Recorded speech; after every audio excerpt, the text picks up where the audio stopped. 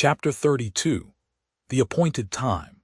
It is night in Lincoln's Inn, perplexed and troublous valley of the shadow of the law, where suitors generally find but little day, and fat candles are snuffed out in offices, and clerks have rattled down the crazy wooden stairs and dispersed. The bell that rings at 9 o'clock has ceased its doleful clangor about nothing.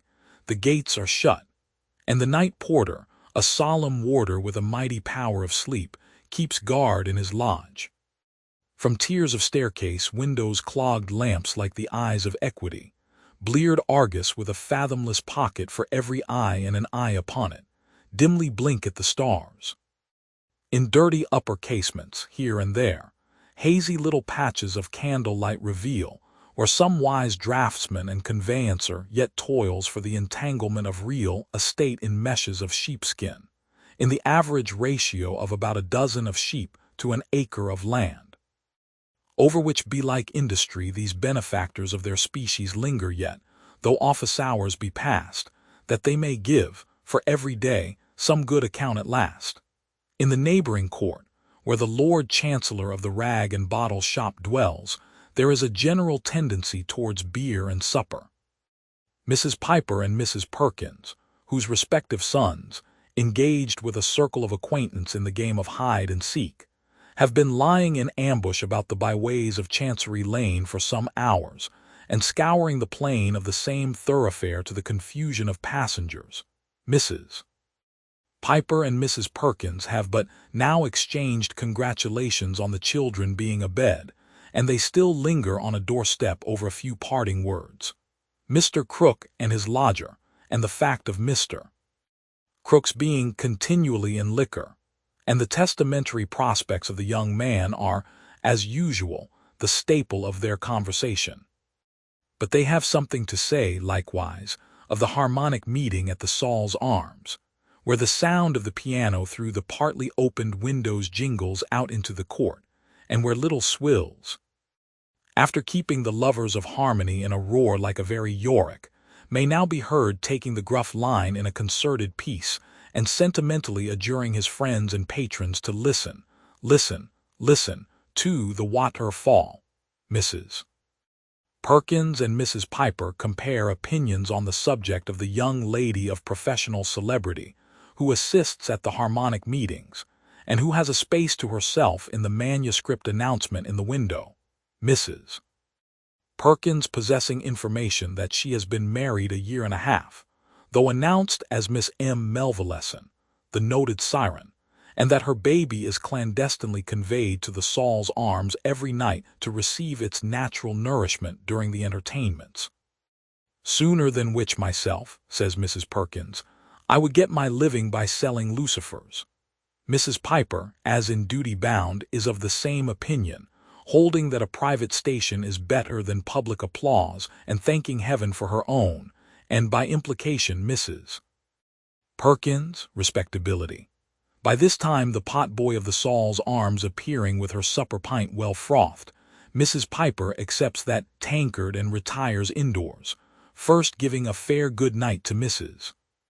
Perkins, who has had her own pint in her hand ever since it was fetched from the same hostelry by young Perkins before he was sent to bed.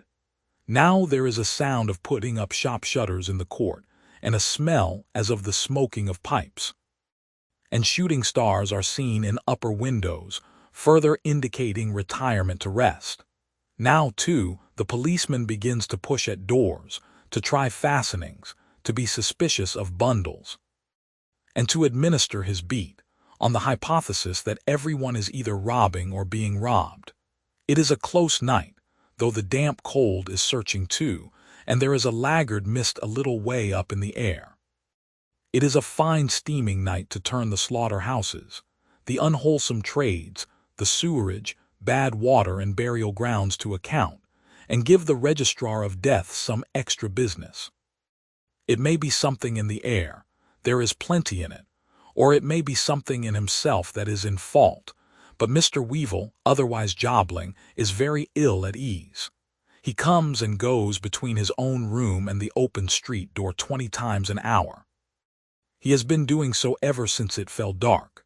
Since the Chancellor shut up his shop, which he did very early tonight, Mr. Weevil has been down and up, with a cheap tight velvet skullcap on his head, making his whiskers look out of all proportion, oftener than before.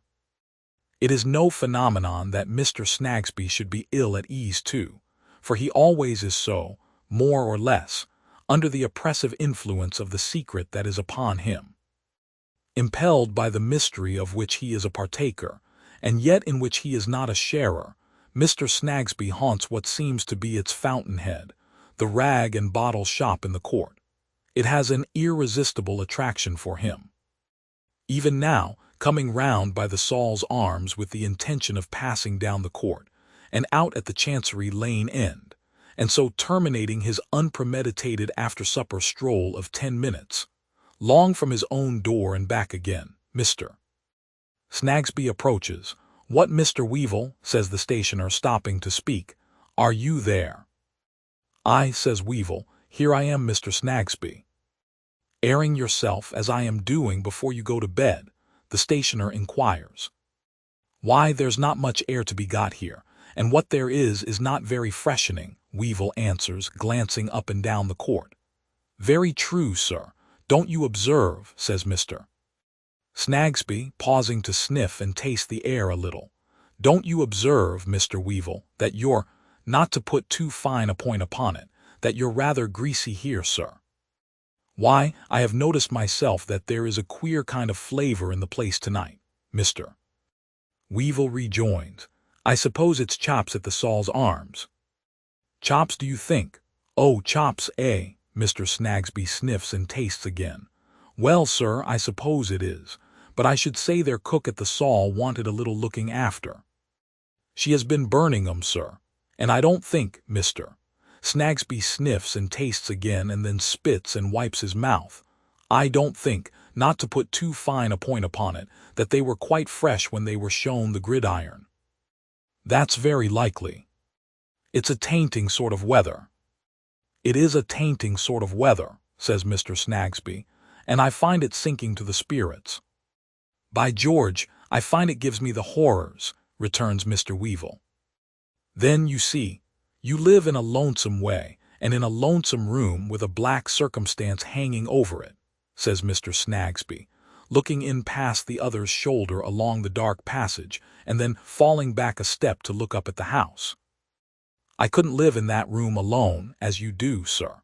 I should get so fidgety and worried of an evening, sometimes, that I should be driven to come to the door and stand here sooner than sit there. But then it's very true that you didn't see, in your room, what I saw there. That makes a difference." "I know quite enough about it," returns Tony. "It's not agreeable, is it?" pursues Mr. Snagsby, coughing his cough of mild persuasion behind his hand. "Mr. Crook ought to consider it in the rent. I hope he does, I am sure."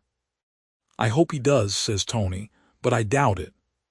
"You find the rent too high, do you, sir?" returns the stationer. "Rents are high about here. I don't know how it is exactly, but the law seems to put things up in price. Not," adds Mr. Snagsby with his apologetic cough, "that I mean to say a word against the profession I get my living by." Mr. Weevil again glances up and down the court and then looks at the stationer. Mr. Snagsby, blankly catching his eye, looks upward for a star or so and coughs a cough expressive of not exactly seeing his way out of this conversation. "It's a curious fact, sir," he observes, slowly rubbing his hands, "that he should have been—" "Who's he?" interrupts Mr. Weevil. "The deceased, you know," says Mr. Snagsby, twitching his head and right eyebrow towards the staircase and tapping his acquaintance on the button. "Ah, to be sure," returns the other as if he were not overfond of the subject. "I thought we had done with him." "I was only going to say it's a curious fact, sir, that he should have come and lived here and been one of my writers, and then that you should come and live here and be one of my writers too. Which there is nothing derogatory but far from it in the appellation," says Mr. Snagsby, breaking off with a mistrust that he may have unpolitely asserted a kind of proprietorship in Mr. Weevil, because I have known writers that have gone into brewers' houses and done really very respectable indeed. Eminently respectable, sir, adds Mr. Snagsby, with a misgiving that he has not improved the matter. It's a curious coincidence, as you say, answers Weevil, once more glancing up and down the court. Seems a fate in it, don't there, suggests the stationer. There does. Just so, observes the stationer with his confirmatory cough. Quite a fate in it, quite a fate. Well, Mr. Weevil, I am afraid I must bid you good night, Mr. Snagsby speaks as if it made him desolate to go, though he has been casting about for any means of escape ever since he stopped to speak. My little woman will be looking for me else. Good night, sir. If Mr. Snagsby hastens home to save his little woman the trouble of looking for him, he might set his mind at rest on that score. His little woman has had her eye upon him round the Saul's arms all this time, and now glides after him with a pocket handkerchief wrapped over her head, honoring Mr. Weevil and his doorway with a searching glance as she goes past. You'll know me again, ma'am, at all events, says Mr. Weevil to himself, and I can't compliment you on your appearance, whoever you are, with your head tied up in a bundle. Is this fellow never coming? This fellow approaches as he speaks. Mr. Weevil softly holds up his finger and draws him into the passage and closes the street door. Then they go upstairs, Mr. Weevil heavily and Mr. Guppy, for it is he, very lightly indeed. When they are shut into the back room, they speak low. I thought you had gone to Jericho at least instead of coming here, says Tony. Why, I said about 10. You said about 10, Tony repeats. Yes, so you did say about 10. But according to my count, it's 10 times 10. It's 100 o'clock. I never had such a night in my life. What has been the matter? That's it, says Tony. Nothing has been the matter. But here have I been stewing and fuming in this jolly old crib, till I have had the horrors falling on me as thick as hail. There's a blessed-looking candle, says Tony, pointing to the heavily burning taper on his table with a great cabbage head and a long winding sheet. That's easily improved, Mr. Guppy observes as he takes the snuffers in hand. Is it? Returns his friend. Not so easily as you think. It has been smoldering like that ever since it was lighted. Why, what's the matter with you, Tony? Inquires Mr. Guppy, looking at him, snuffers in hand, as he sits down with his elbow on the table. William Guppy, replies the other, I am in the Downs. It's this unbearably dull, suicidal room, an old bogey downstairs, I suppose. Mr. Weevil moodily pushes the snuffer tray from him with his elbow, leans his head on his hand, puts his feet on the fender, and looks at the fire. Mr. Guppy, observing him, slightly tosses his head and sits down on the other side of the table in an easy attitude. Wasn't that Snagsby talking to you, Tony? Yes, it was Snagsby, said Mr. Weevil, altering the construction of his sentence. On business. No business. He was only sauntering by and stopped to prose. I thought it was Snagsby, says Mr. Guppy, and thought it as well that he shouldn't see me, so I waited till he was gone. There we go again, William G., cried Tony, looking up for an instant. So mysterious and secret. By George, if we were going to commit a murder, we couldn't have more mystery about it. Mr. Guppy affects to smile, and with the view of changing the conversation, looks with an admiration, real or pretended, round the room at the Galaxy Gallery of British Beauty, terminating his survey with the portrait of Lady Dedlock over the mantel-shelf, in which she is represented on a terrace, with a pedestal upon the terrace, and a vase upon the pedestal, and her shawl upon the vase, and a prodigious piece of fur upon the shawl, and her arm on the prodigious piece of fur, and a bracelet on her arm. That's very like Lady Dedlock, says Mr. Guppy. It's a speaking likeness. I wish it was, growls Tony, without changing his position. I should have some fashionable conversation here then. Finding by this time that his friend is not to be wheedled into a more sociable humor, Mr. Guppy puts about upon the ill-used tack and remonstrates with him. "Tony," says he, "I can make allowances for lowness of spirits, for no man knows what it is when it does come upon a man better than I do, and no man perhaps has a better right to know it than a man who has an unrequited image imprinted on his ear. But there are bounds to these things when an unoffending party is in question, and I will acknowledge to you, Tony, that I don't think your manner on the present occasion is hospitable or quite gentlemanly." "This is strong language, William Guppy," returns Mr. Weevil. "Sir, it may be," retorts Mr. William Guppy, "but I feel strongly when I use it." Mr. Weevil admits that he has been wrong and begs Mr. William Guppy to think no more about it. Mr. William Guppy, however, having got the advantage, cannot quite release it without a little more injured remonstrance.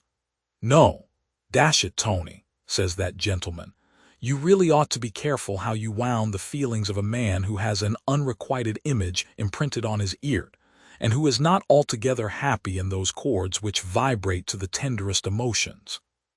You, Tony, possess in yourself all that is calculated to charm the eye and allure the taste. It is not, happily for you perhaps, and I may wish that I could say the same, it is not your character to hover around one flower. The old garden is open to you, and your airy pinions carry you through it. Still, Tony, far be it from me, I am sure, to wound even your feelings without a cause." Tony again entreats that the subject may be no longer pursued, saying emphatically, "William Guppy, drop it." Mr. Guppy acquiesces with the reply, "I never should have taken it up, Tony, of my own accord." "And now," says Tony, stirring the fire, touching this same bundle of letters, "isn't it an extraordinary thing of Crook to have appointed 12 o'clock tonight to hand 'em over to me?" "Very." "What did he do it for?" "What does he do anything for? He don't know. Said today was his birthday and he'd hand 'em over tonight at 12 o'clock. He'll have drunk himself blind by that time. He has been at it all day. He hasn't forgotten the appointment, I hope." "Forgotten? Trust him for that. He never forgets anything. I saw him tonight about 8, helped him to shut up his shop, and he had got the letters then in his hairy cap. He pulled it off and showed 'em me. When the shop was closed, he took them out of his cap, hung his cap on the chair back, and stood turning them over before the fire. I heard him a little while afterwards, through the floor here, humming like the wind, the only song he knows, about Bibo and old Karen, and Bibo being drunk when he died or something or other. He has been as quiet since as an old rat asleep in his hole. And you are to go down at 12. At 12, and as I tell you, when you came it seemed to me 100. "Tony," says Mr. Guppy, after considering a little with his legs crossed, "he can't read yet, can he?" "Read? He'll never read. He can make all the letters separately, and he knows most of them separately when he sees them. He has got on that much under me. But he can't put them together. He's too old to acquire the knack of it now, and too drunk." "Tony," says Mr. Guppy, uncrossing and recrossing his legs, "how do you suppose he spelt out that name of Hawdon?" "He never spelt it out. You know what a curious power of eye he has, and how he has been used to employ himself in copying things by eye alone. He imitated it, evidently from the direction of a letter, and asked me what it meant." "Tony," says Mr. Guppy, uncrossing and recrossing his legs again, "should you say that the original was a man's writing or a woman?" "A woman's. 50 to 1 a lady's slopes a good deal, and the end of the letter N, long and hasty." Mr. Guppy has been biting his thumbnail during this dialogue, generally changing the thumb when he has changed the cross leg. As he is going to do so again, he happens to look at his coat sleeve. It takes his attention. He stares at it aghast. "Why, Tony, what on earth is going on in this house tonight? Is there a chimney on fire?" "Chimney on fire?" "Ah," returns Mr. Guppy. "See how the soot's falling, see here on my arm, see again on the table here. Confound the stuff, it won't blow off smears like black fat." They look at one another, and Tony goes listening to the door, and a little way upstairs and a little way downstairs. Comes back and says it's all right and all quiet, and quotes the remark he lately made to Mr. Snagsby about their cooking chops at the Saul's Arms. And it was then, resumes Mr. Guppy, still glancing with remarkable aversion at the coat sleeve, as they pursue their conversation before the fire, leaning on opposite sides of the table, with their heads very near together, that he told you of his having taken the bundle of letters from his lodger's portmanteau. That was the time, sir, answers Tony, faintly adjusting his whiskers. Whereupon I wrote a line to my dear boy, the Honorable William Guppy, informing him of the appointment for tonight, and advising him not to call before, Boggy being a slyboots. The light, vivacious tone of fashionable life, which is usually assumed by Mr. Weevil, sits so ill upon him tonight that he abandons that and his whiskers together, and after looking over his shoulder, appears to yield himself up a prey to the horrors again. You are to bring the letters to your room to read and compare, and to get yourself into a position to tell him all about them. That's the arrangement, isn't it, Tony?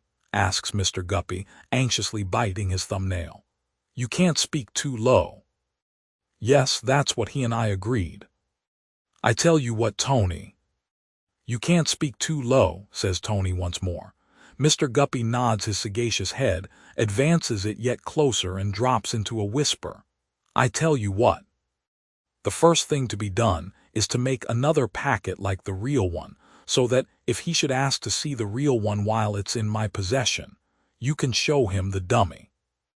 And suppose he detects the dummy as soon as he sees it, which with his biting screw of an eye is about 500 times more likely than not, suggests Tony.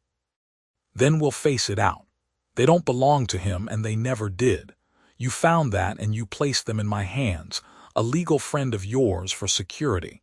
If he forces us to it, they'll be producible, won't they? Yes, as Mr. Weevil's reluctant admission. Why, Tony, remonstrates his friend, how you look. You don't doubt William Guppy. You don't suspect any harm. I don't suspect anything more than I know, William, returns the other gravely. And what do you know? Urges Mr. Guppy, raising his voice a little, but on his friend's once more warning him. I tell you, you can't speak too low. He repeats his question without any sound at all, forming with his lips only the words, what do you know? I know 3 things. First, I know that here we are whispering in secrecy, a pair of conspirators.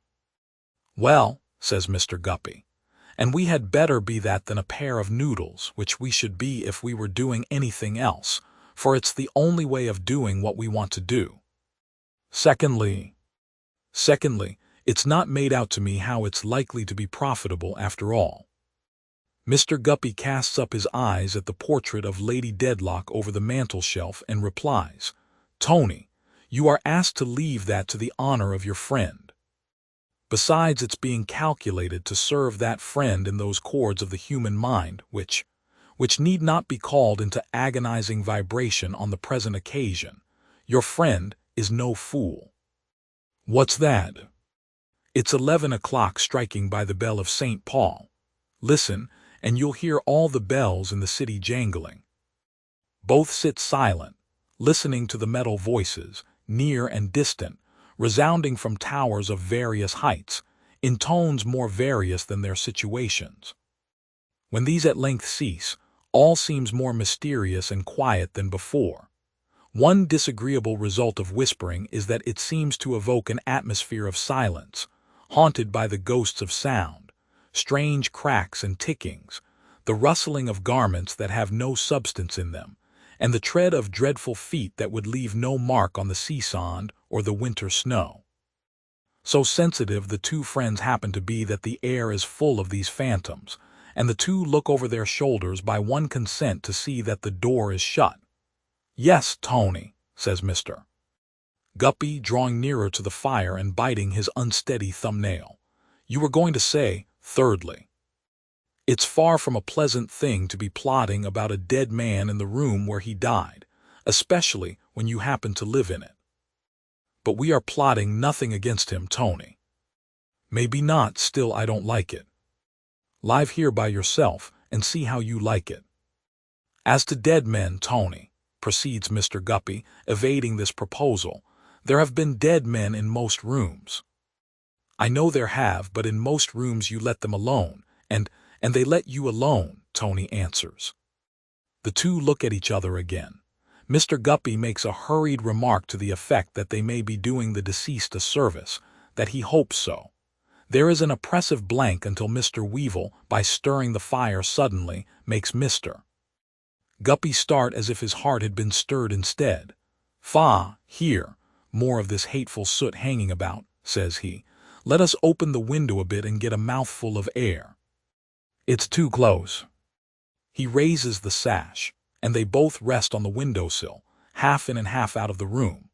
The neighboring houses are too near to admit of their seeing any sky without craning their necks and looking up, but lights in frowsy windows here and there, and the rolling of distant carriages, and the new expression that there is of the stir of men, they find to be comfortable.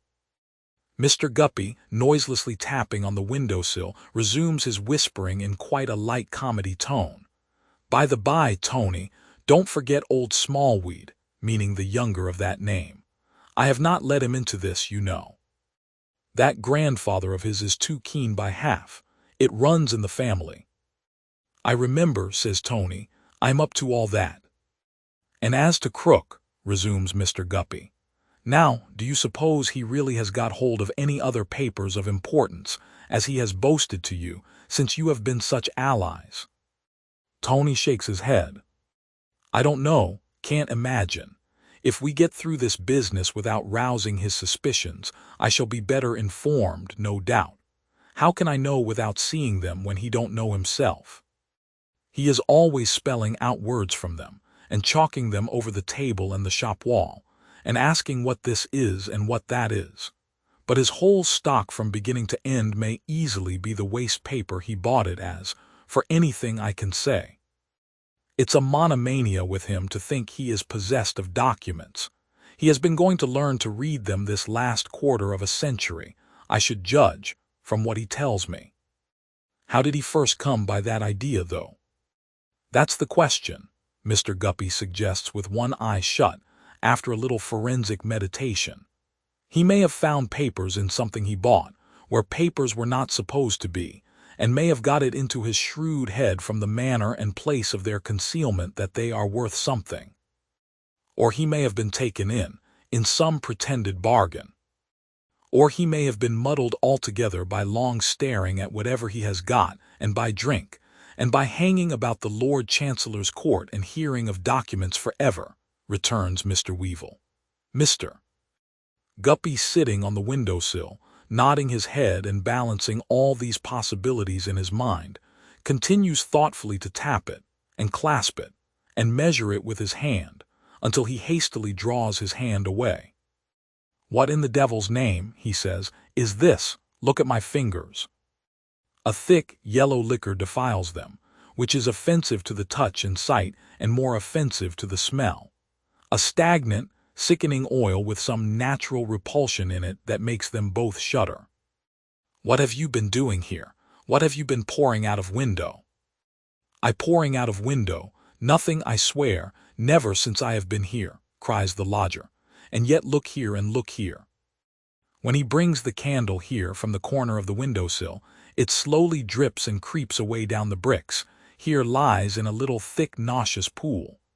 "This is a horrible house," says Mr. Guppy, shutting down the window. "Give me some water, or I shall cut my hand off." He so washes, and rubs, and scrubs, and smells, and washes, that he has not long restored himself with a glass of brandy, and stood silently before the fire when St. Paul's bell strikes 12, and all those other bells strike 12 from their towers of various heights in the dark air, and in their many tones. When all is quiet again, the lodger says, "It's the appointed time at last. Shall I go?" Mr. Guppy nods and gives him a lucky touch on the back, but not with the washed hand, though it is his right hand. He goes downstairs, and Mr. Guppy tries to compose himself before the fire for waiting a long time, but in no more than a minute or two the stairs creak and Tony comes swiftly back. "Have you got them?" "Got them, no. The old man, not there." He has been so horribly frightened in the short interval that his terror seizes the other, who makes a rush at him and asks loudly, "What's the matter?" I couldn't make him hear, and I softly opened the door and looked in. And the burning smell is there, and the soot is there, and the oil is there, and he is not there. Tony ends this with a groan. Mr. Guppy takes the light. They go down, more dead than alive, and holding one another push open the door of the back shop. The cat has retreated close to it and stands snarling, not at them, at something on the ground before the fire. There is a very little fire left in the grate, but there is a smoldering, suffocating vapor in the room and a dark, greasy coating on the walls and ceiling. The chairs and table, and the bottle so rarely absent from the table, all stand as usual. On one chairback hang the old man's hairy cap and coat. "Look," whispers the lodger, pointing his friend's attention to these objects with a trembling finger. "I told you so. When I saw him last, he took his cap off, took out the little bundle of old letters, hung his cap on the back of the chair. His coat was there already, for he had pulled that off before he went to put the shutters up, and I left him turning the letters over in his hand, standing just where that crumbled black thing is upon the floor." "Is he hanging somewhere?" They look up. "No, see," whispers Tony. "At the foot of the same chair there lies a dirty bit of thin red cord that they tie up pens with. That went round the letters." He undid it slowly, leering and laughing at me before he began to turn them over, and threw it there. I saw it fall. "What's the matter with the cat?" says Mr. Guppy. "Look at her. Mad, I think, and no wonder in this evil place." They advance slowly, looking at all these things. The cat remains where they found her, still snarling at the something on the ground before the fire and between the two chairs. "What is it? Hold up the light. Here is a small burnt patch of flooring.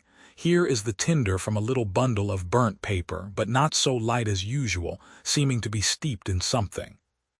And here is it the cinder of a small charred and broken log of wood sprinkled with white ashes, or is it coal? Oh, horror, he is here. And this from which we run away, striking out the light and overturning one another into the street, is all that represents him. Help, help, help. Come into this house for heaven's sake. Plenty will come in, but none can help.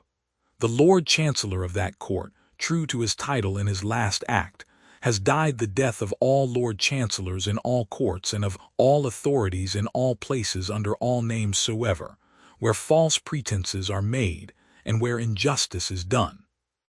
Call the death by any name your highness will, attribute it to whom you will, or say it might have been prevented how you will.